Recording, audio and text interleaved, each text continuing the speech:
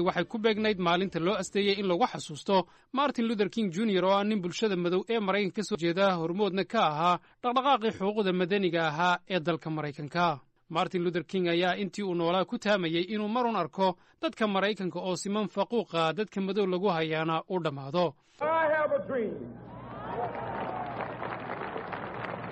My four little children.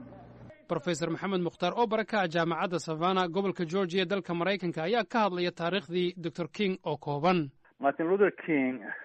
oo caan ku ah MLK oo magaciisa la soo gaabiyey wuxuu ahaa qof aad iyo aad ugu caanbaxay difaaca xuquuqda madaniga bani aadamka gaar ahaan xuquuqda madaniga dadka Maraykanka madooba xilligii uu noolaa wuxuu dhashay 1924 waxaana la dili doonaa 1968 asigoo aad u daayay runtii nin daayar buu markaa dilayay laakiin runtii asiga wuxuu aad iyo aad xil isaga saaray sidii loo badbaadin lahaa ama loo dhowri lahaa xuquuqda madaniga waxaan loo yaqaano civil rights. dadaalkii Dr. Martin Luther King iyo dadkii la socday ay u soo galeen xuquuqda madaniga ah waxa raadkeeda laga arkay markii cunsuriyaddii Maraykanka ka jirtay sida muuqata ay dhammaatay miraheedana waxaa la sheegaa inay ka mid tahay doorashadii Barack Hussein Obama oo ninkii madoobay ee ugu horreeyey ee dalka Maraykanka madaxweyne loo doorto. bulshada Soomaalida ayaa iyo mirahaasi soo gaadhay markii xubno ka mid ah xafiisyo dawladeed loo doortay bishii January ee sanadkii 2014 waxaa xubin golaha deegaanka ee gobolka Minnesota loo dhaariyay Cabdi Warsame oo noqday Soomaaligii ugu horreeyay xil noocaas ah gobolka Minnesota ka qabta. doorashadii 2016 waxaa iyadana baarlamaanka gobolka Minnesota loo doortay Ilhaan Cumar oo noqotay haweeneydii ugu horreysay ee Muslim Soomaaliya ee xilkaasi qabata. xilkii ugu dambeeyey ee doorasho loo galo ayaa waxaa isna golaha goobaha nasashada iyo garoomada lagu ciyaaro loo doortay Cabdiqaadir Xasan oo AK lagu naanayso. waa kan Cabdiqaadir oo markii xilka loo dhaariyey kadib dareenkiisa ka hadlaya. dareenkayga waa inuu dareen la soo goobi karo maaha aad iyo aad u faraxsanahay waa guul u soo hoyatay community-ga degan gobolkan iyo siriga magaalada degan Minneapolis maadaama aan noqdo ninka ugu da'da yaraa maanta lagu doortay Minneapolis electionka 2017 oo haddana xilka la wareegay oo haddana loo doortay vice president gudoomiye ku-xigeenka Park Board. dadka qaarkood ayaa haddaba ku doodaya in guulahaasi laga gaadhay doorashooyinka Maraykanka ee ilaa iyo xafiiska madaxweynaha gaadhaya uu gaabis ku yimid markii madaxweyne Donald Trump xilka madaxtinimo loo doortay. dadka qaar ayaa u arkaa inuu soo nooleeyey arrimo laga soo gudbay sida uu sharaxaya Sadiiq Maxamuud oo ka tirsan dugsiyada waxbarashada ee gobolka Minnesota. Maxamed waad ku mahadsantahay su-aasha wuu ku yimid baa la odhan karaa welibana aad ba ugu yimid sababtoo ah waxa weeye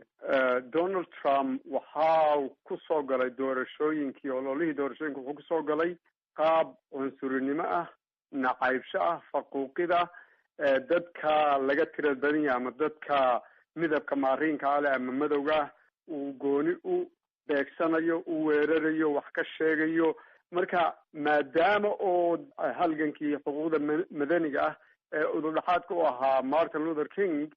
ay arrimaha la dagaalamayeen arrimihii ay la dagaalamayeen ayuu dib u soo celiyay baa la odhan karaa sababtoo la socoto waa isagii dadka Mexicaanka ahaa wax ka sheegayo lahaa waa kufsadayaal waa dambiilayaal waa daroogay dalka keenaan dadka Haitiyaanka ama Haiti ka yimid sidoo kale ayagana wada AIDS bay qabaan waa isagii lahaa ciyaartooygii dadka madowga ah ee halkan sanadka lasoo dhaafay oo ka cabanayay maaragtay cadaalad darrada booliiska ku haya dadka madowga ah waa isagii caynay afxumaynayay dadka Native America ama dhulkan loogu yimid asalka waa sidoo kale muslimiintu ayagu way ka xaq jiraan waa isagii yidhi waaban joojinaya gebi ahaanba infactna saxeexay maaragtay dikreeto madaxweyne uu ku joojiyey dal 7 dadka imanayay dumarka waad ogeyd muxuu abaabulay nacaybshadan oo la baktiyey oo la damiyey ama la sooxiyey ayuu dib u soo abaabulay baa la odhan karaa. arrintii u dambaysay ee habdhaqanka madaxweynaha caddaynta loogu soo qaato ayaa ah markii sida la sheegay uu bullaacad ku sheegay dalalka Afrika iyo dalka Haiti maruu ka hadlayay arrimo socdaalka la xiriira. dalka Haiti midowga Afrika iyo hay'ado caalami ah ayaa arrintaasi ka hadlay. waa kan Robert Coville oo afhayeen u ah qaybta xuquuqda aadamaha ee hay'adda qaramada midoobay. This isn't just a story about vulgar language. It's about opening the door to humanity's worst side. waxau yidhi waxay la mid tahay iyadoo albaabada si ballaadhan loogu furayo bini'aadanimada dhinaceeda ugu xun waxay la mid tahay in la sharciyeynayo lana dhiirigelinayo cunsuriyadda nacaybka dadka aan kula midka ahayn taasoo laga yaabo inay arbushto islamarkaasna baabi'iso nolosha dad badan ayuu yidhi. That will potentially disrupt and even destroy the lives of many people. madaxweyne trump iyo afhayeenka aqalka cad ayaa iyagu diiday in mr trump uu hadalladaasi sheegay